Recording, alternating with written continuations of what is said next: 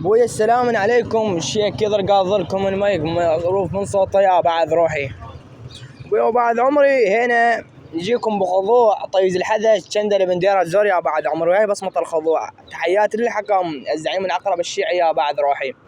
وهي بصمة الخضوع من عندكم الزعيم الحسكة يا بعد روحي. عليكم السلام هذا واجب واحترام. أكيد المتكلم معروفة من صوته يا بعد قلبي الزعيم الحسكة النسخة الأصلية. هو نزلنا جروب تحكيم عدالة ما بين الأبطال الجندل بن ديار الزور والكاسر أبو صدام، ونقول كم خضوع جندل بن ديار الزور على ايد البطل ابن البطل الكاسر أبو صدام.